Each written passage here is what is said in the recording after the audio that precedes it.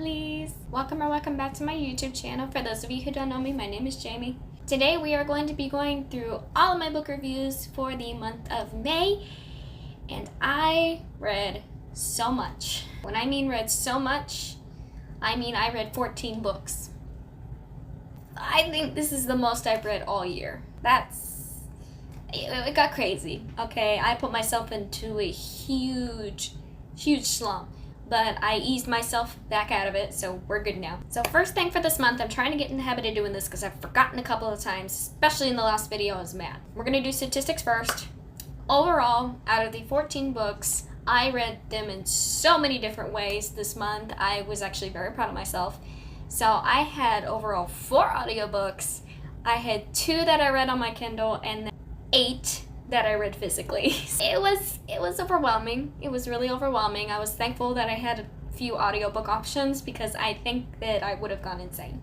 I had a classic, I had a nonfiction, I had 4 new releases that I read. I was very proud of that. And then I also read a manga this month, which is the first one I've read in about 3 years. And we'll get into all that. I had less emotional and dark, drifted a little more towards summer and romance, and I read a lot of fantasy. This month. It was crazy. As far as the size of the books, I think that's where I started to lose it.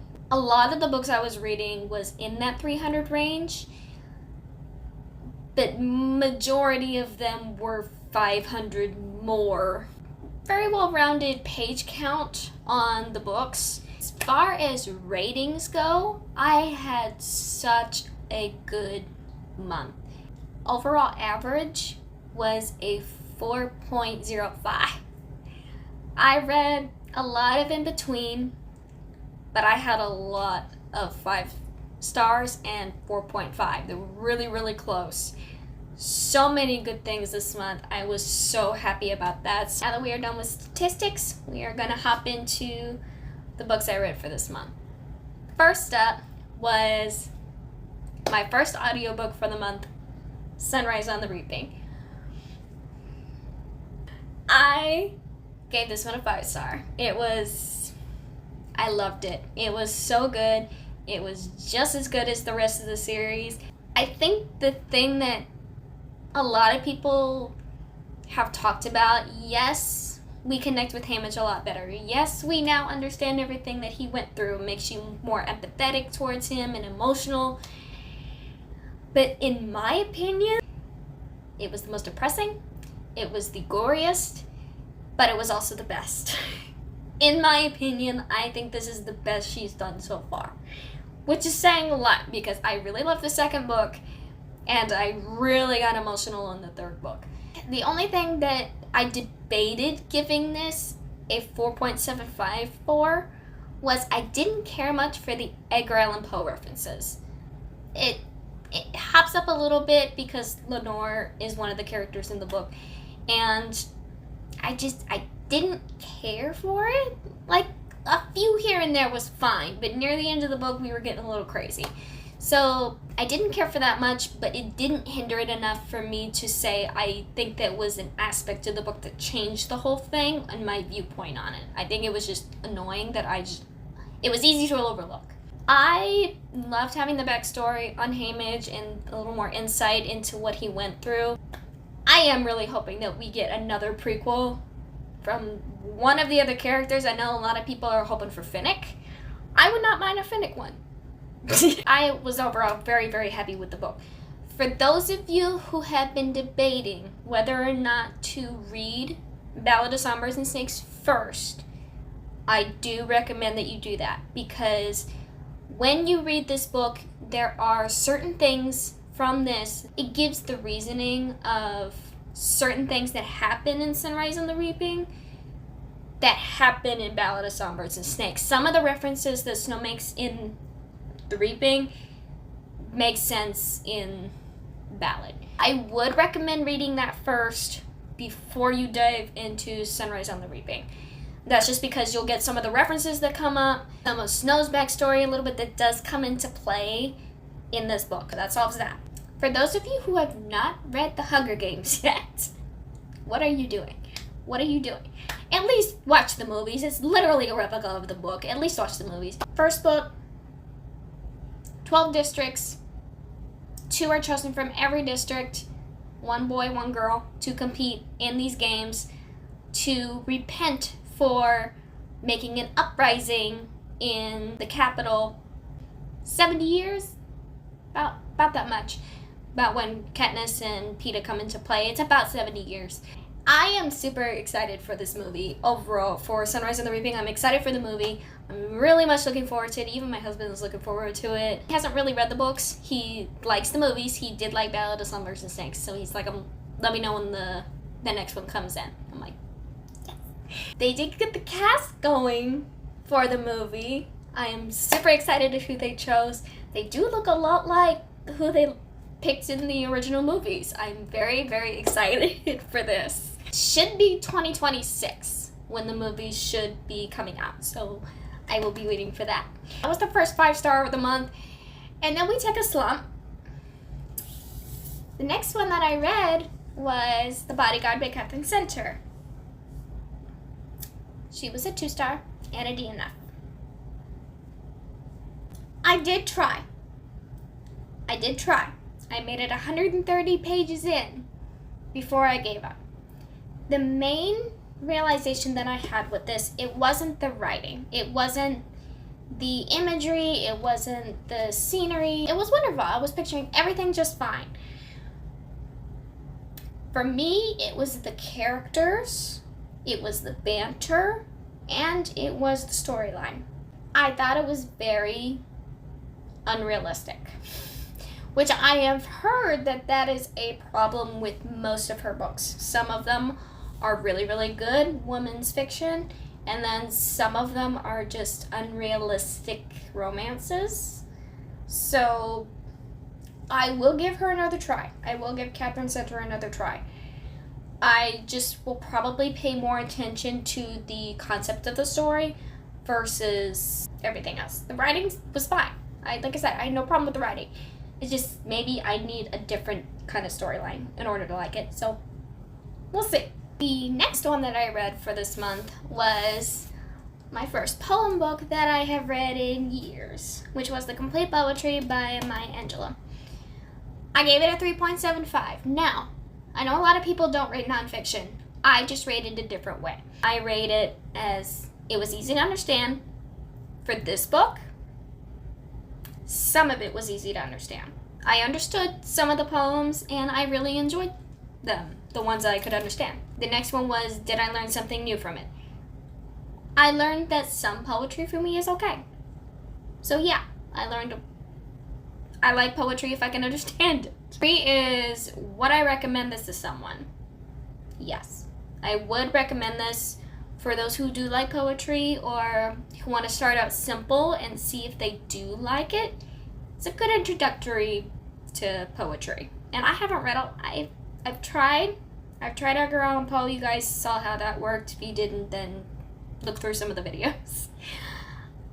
This one I liked a whole lot better, and it did open me up to finding authors who write poetry and see if I can find somebody else that I like poetry for. I'm excited to read her fictional works, though. The next one that I read for this month, it's not this month anymore.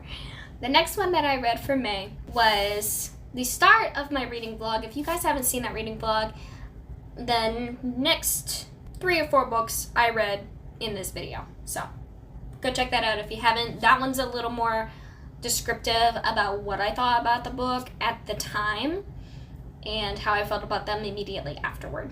This one's just going to be a quick, easy wrap up. First one I read for that reading vlog was one of my new releases I had been waiting on for years, and that was The Story She Left Behind by Patty Callahan Henry. This was a 5-star. I loved it, and I'm learning that I just like Patty C. Henry's writing. I love it. She just has such a way with words and storytelling. She's literally captivating, and she's binge-worthy. That's one of the reasons why I love her so much, is she's an easy read. I read the first one very quickly as well. This one was 2 sittings. This book covers topics on love, loss, forgiveness, family ties, and big life-changing decision making. Very heavy topics, but so good and very well done. I was in suspense for pretty much the whole thing, and I was very surprised at the ending. I was very surprised. This story is about 2 girls, a mother and a daughter. This takes place in like early 1900s, so we got a 1927, and then the rest of the book is taking place in 1952. So very early on, and it was kind of hard to picture the time period because I wasn't thinking about the time period difference. I was thinking it was like a modern take on things, but some little allusions kind of crept in there, like, oh yeah, it's the 50s, definitely. Making war references, and you know, the London situation that happens in this book is crazy. So we have 3 characters in this book who mostly come into play. We have Clara. She is the main character of the book. Her mother had left her in 27, left her and her father to fend for themselves, and she just disappeared. No one knew where she went, what happened. So Clara's mother was actually a genius child who wrote a children's book when she was like, I think it was 9 or 10, something like that. Very young age. She had wrote a dictionary of all these words that she wrote for this book, and she used to make the second book. Well, the second book hadn't come out yet, and it was still in this language that nobody could understand. So they needed the dictionary to translate it. Well, then we have Charlie, who's the other perspective in the story. His father had recently passed away, and in his study, in his library, he discovered a satchel that had her mother's dictionary in the satchel, saying, only give this to Clara, you have to give it to her in person, no one else, period. Charlie's like, okay, and he calls Clara up, and she's like, I don't believe you. He's like, it's here, and described a few things in there. She's like, oh crap. So she takes her daughter Winnie, and they go over to London, and that's where the story takes off from there. I absolutely love this. I didn't originally have this copy when I read the blog. I had the library copy, but my mother sent me this about like 2 days ago. Copy, love you, Mom. Thank you. So I really enjoyed it. I'm very happy to have this on my shelves now. It's one of my favorite ones, and she is now an author author for me, so now I gotta find all of her stuff. The next one that I read for this blog was The Amalfi Curse by Sarah Penner. She was also a 5-star. I loved this book. This book made me so happy that, something I had been anticipating for months. Since she said that she was going to make it at the end of London Seance Society, I'm like, I'm ready for it. Let's give it a try. I recommend for those who read The Lost Apothecary to read The Amalfi Curse, because it is so good. It was the same setup. It was 2 different storylines between the characters that were in this. Amazing. I loved every single one of them. The plot lines, there was 2 in 2 different timelines that converged together to make the plot make sense. Loved it. Absolutely love it. There was no confusion. There was no, well, who's talking now? There was just 2 perspectives. 2 different storylines. It was simple. She has a good way of doing that. She's really good at doing that. There were clean romances in it, which I did appreciate very much.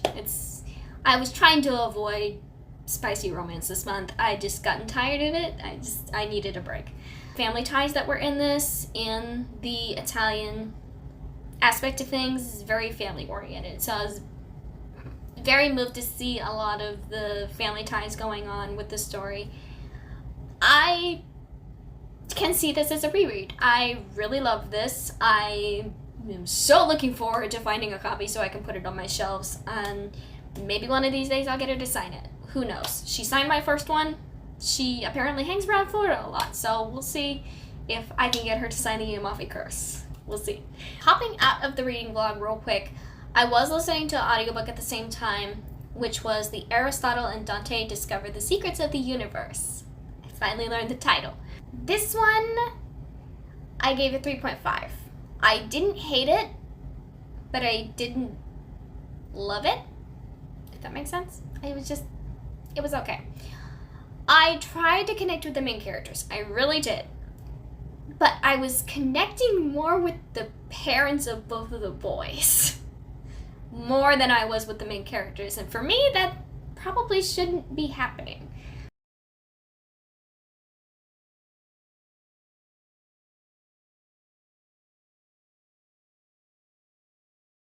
So, I was liking the story, I was loving the friendship, and I'm like, okay, this is really, really nice. And then we start hopping into a male-male romance. And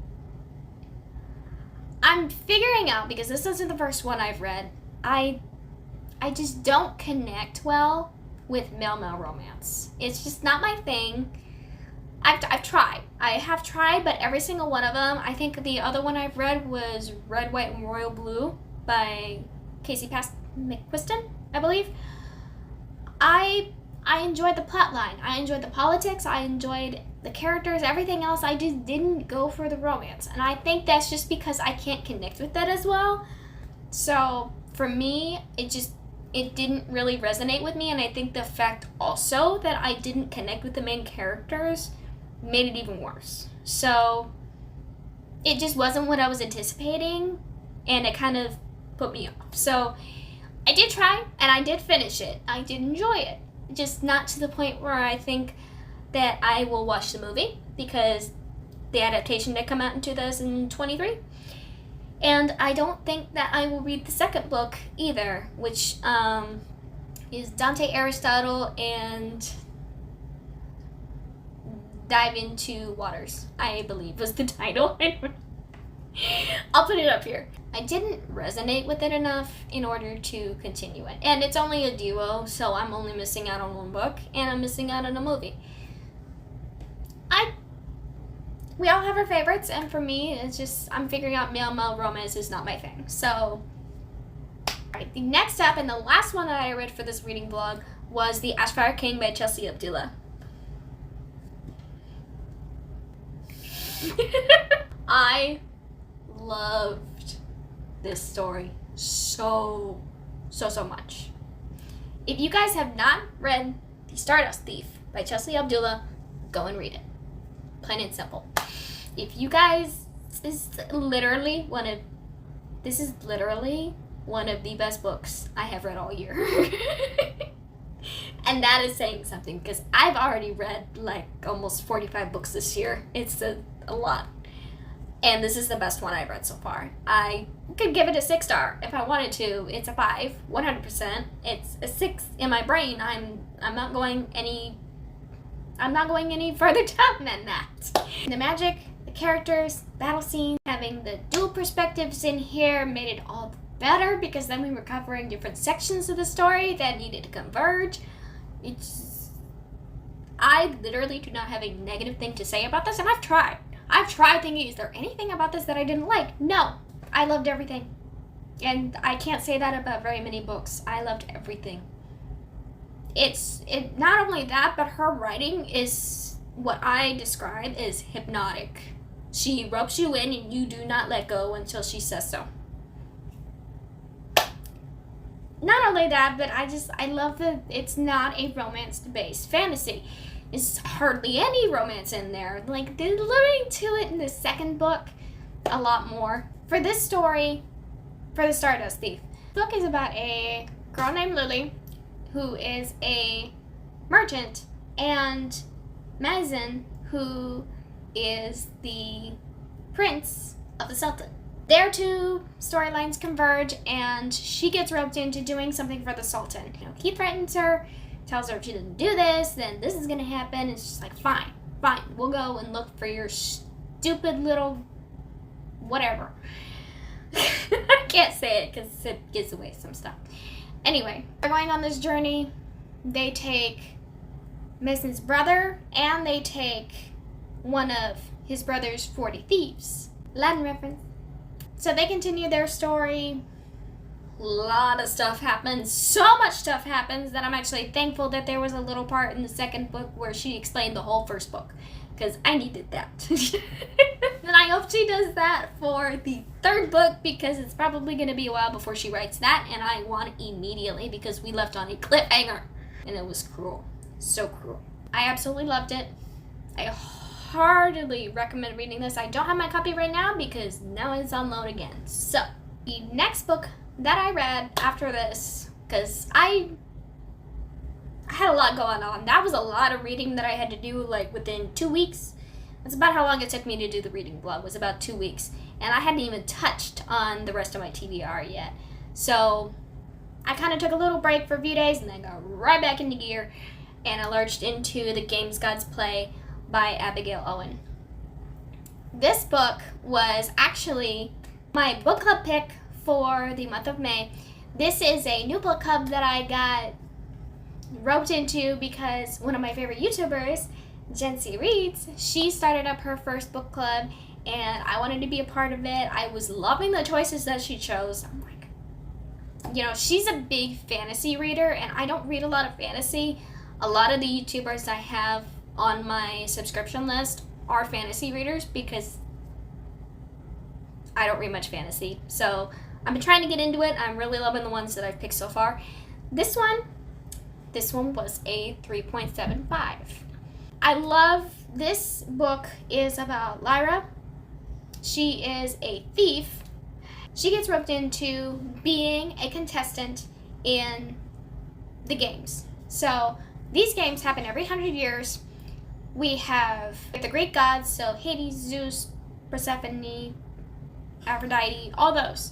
They choose a champion for them to compete with one another. So instead of the gods fighting, they're picking someone to fight in their name.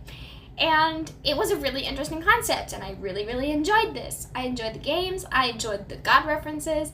How they even described the gods, they went very diversified, and I was actually very surprised. Like, I think Aphrodite has black hair. I think they made Apollo, they described him as having dark skin, so I think he was black in this one. It was very different than how you would normally picture the Greek gods, and I actually really enjoyed that. I loved the challenges, the beasts, all of it. Some of it was very gory and very interesting. Very interesting. They called it labors. I loved it.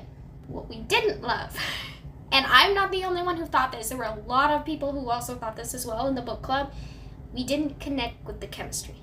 So for this book, apparently Lyra is Hades' champion. So she's fighting in the name of Hades to make him not only king of the underworld, which he already is, no one wants him also as king of the gods. So they consider him a threat. He seems... I didn't like the chemistry between Lyra and Hades, and neither did anyone else. We couldn't connect with it. It just was a little bit confusing. We just didn't know what really was going on. The banter was a little weird. And not only that, but the way Persephone was in this, she wasn't like a lover of Hades. It was actually like, oh, she was just a really, really good friend. Okay? And that goes into a whole can of worms. We just didn't connect with the chemistry and the romance. But to me, it was kind of just like a letdown, but at the same time, I love the story so much. I love the plot twist at the end enough to read the second book that's going to be coming out. I don't know when it's going to come out, but I will probably let you guys know when it gets closer to the date. We shall see.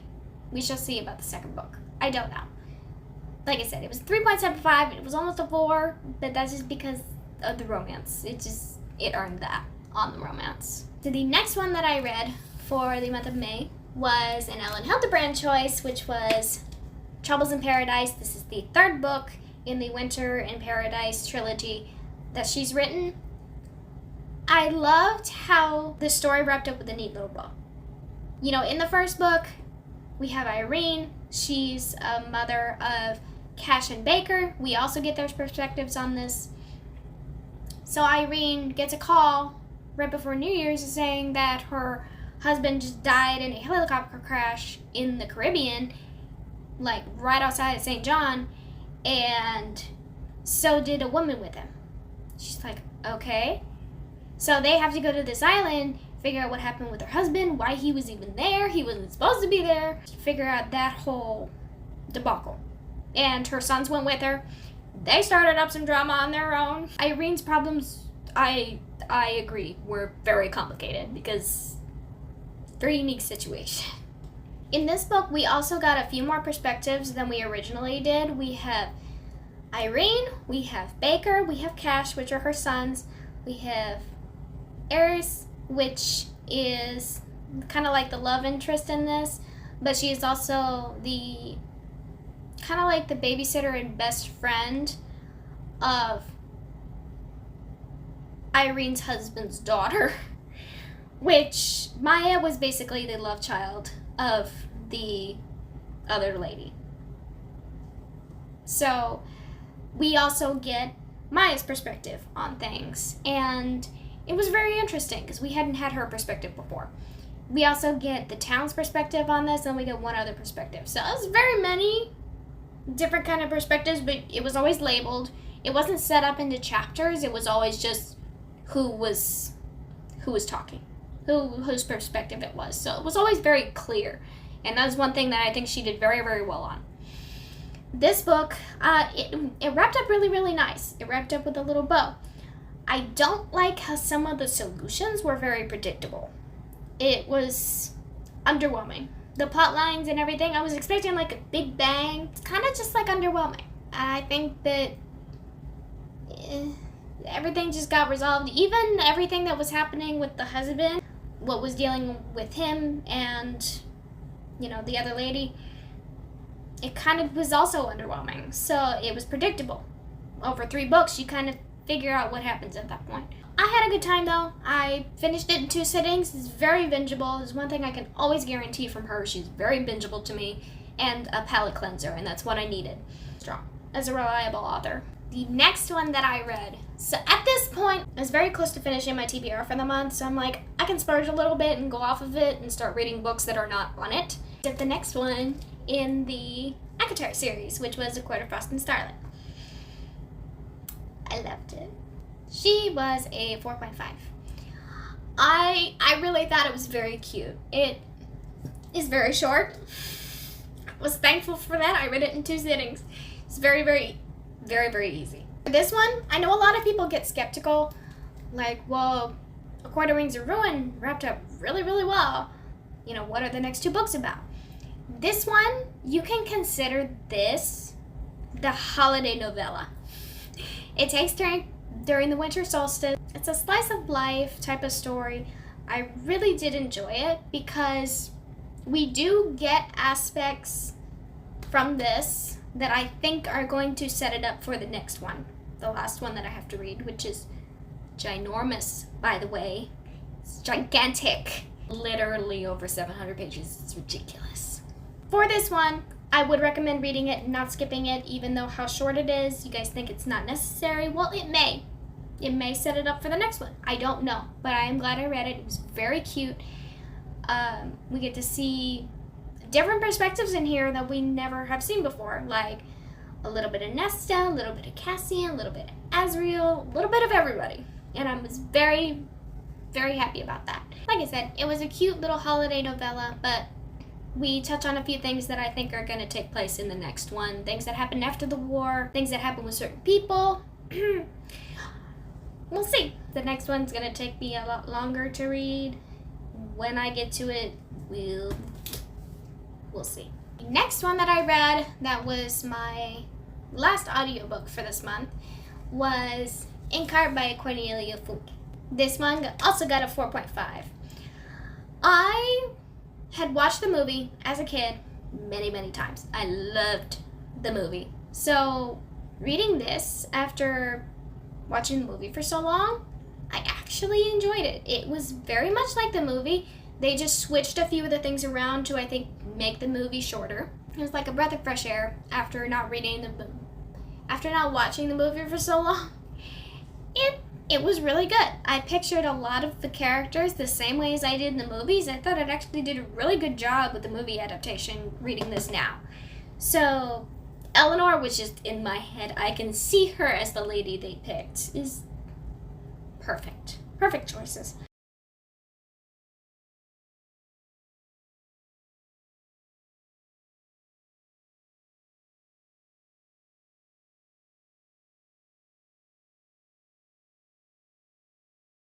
I am curious, however, because there's 3 more books after this. So I am very curious to see where they go with the rest of the series. It was more violent than I was expecting. And I think I also forgot that about the movie too, was that it's a very violent book. I really enjoyed it. And if you guys haven't read the books, I would recommend watching the movie. It actually got way less reviews than I thought. It is not very well loved, and I loved the movie as a kid. I loved it. I don't know. We'll see. I am looking forward to reading the rest of the series. I do have to get Inkworld. That's the only one I don't have on the shelf, but I got some time to... Yeah, this took me a week to get through. This thing is about 500 pages long. That's what I mean. Like, books are huge. I probably will watch the movie now just for reminiscing and nostalgia, so yeah. The next one that I read, because as of Inkcart, I was done with my TBR. So I had the rest of the month. I think I had about a week to just cruise through and just read what I wanted. I tried to read One Dark Window by Rachel Gillig.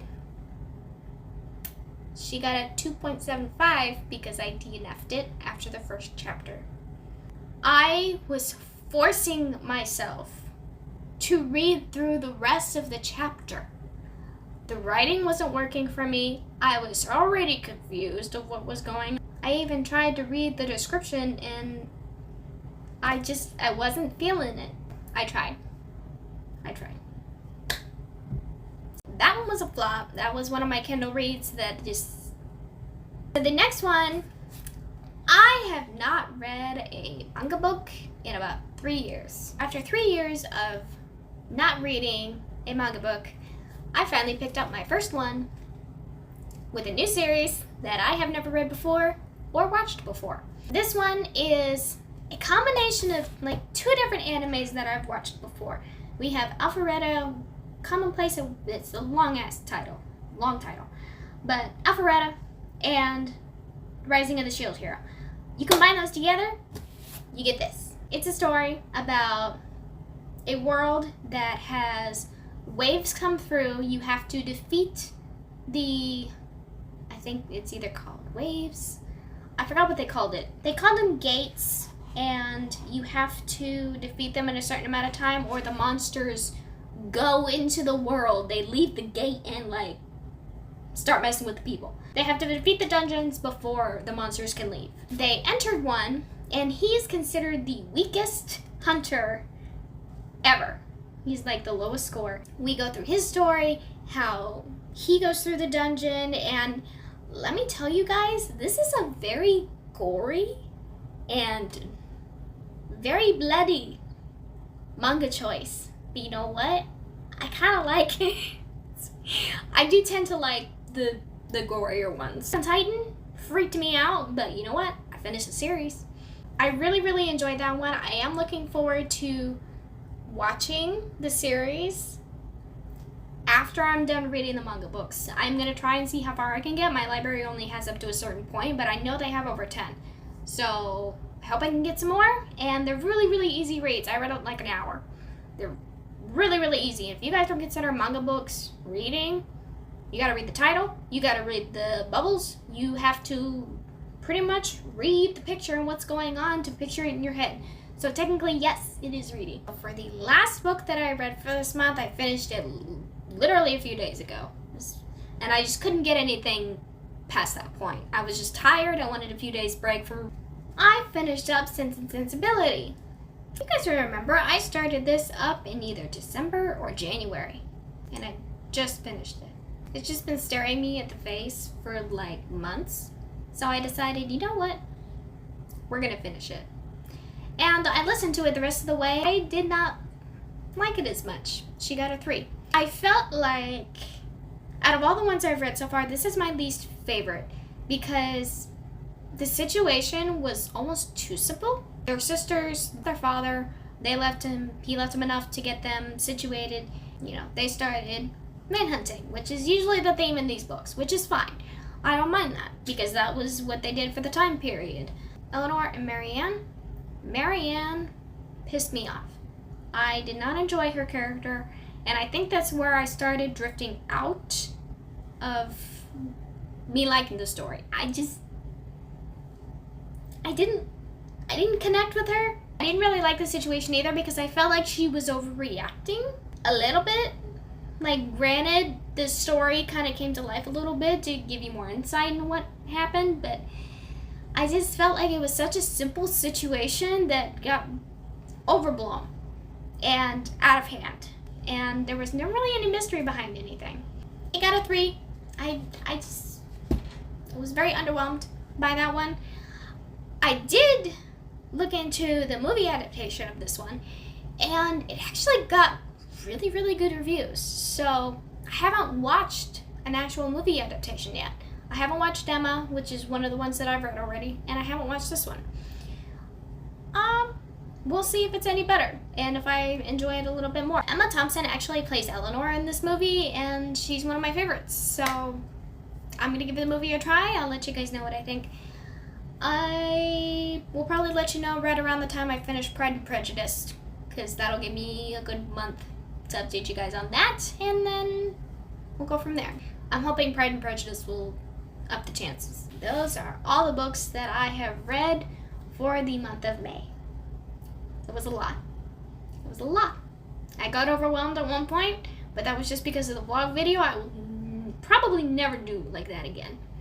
If I do another new release vlog, I have to have most of those planned out for my TBR to make it worth it. I will not ever just take them just because ever again. Or I will just skip them some books on the TBR. I don't know. I just will never do that again. But that is all I have for you guys today. Thank you for bearing with me and joining me on my very long TBR journey. I really enjoyed more than half of these books. They were all very good reviews. I got to read a lot of things that have been on there for a long time, especially this one. Now I just have to finish Order of the Phoenix, and that's been on since December. I hope you guys have a wonderful rest of your day. Love your reads and drink your teas, and I am gonna go start putting my books away. Bye! You say it's hard to tell just what I'm thinking. You think it's hard to see behind my smile.